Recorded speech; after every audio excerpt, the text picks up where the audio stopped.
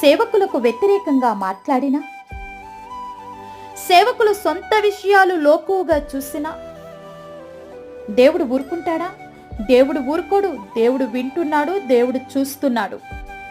మనోడే కదా, పర్వాలేదనుకోకు. మోషే సొంత విషయంలో మిరియాం అహరోనులు మోషేకి వ్యతిరేకంగా మాట్లాడారు. మోషే మీద తిరుగుబాటు చేశారు. మోషేని చులకనగా చూశారు. దేవుడు ఊరుకున్నాడా? మోషేకి సొంత వారైనా సరే వారికి తగిన బుద్ధి చెప్పాడు. దేవుని దృష్టిలో దేవుని సేవకుల విలువ గొప్పది. వారు ప్రకటించేది దేవుని మాటలు, వారు పనిచేసేది దేవుని ఇంటిలో, వారు దేవునికి, దేవుని ఇంటికి నమ్మకస్తులైన వారు. వారి విషయంలో అన్ని దేవుడే జోక్యం చేసుకుంటాడు. సేవకులకు వ్యతిరేకమైతే దేవునికి కూడా నీవు వ్యతిరేకవే. దేవునికి వ్యతిరేకమైతే నీ భక్తి వ్యర్థమే. ఇది గమనించు.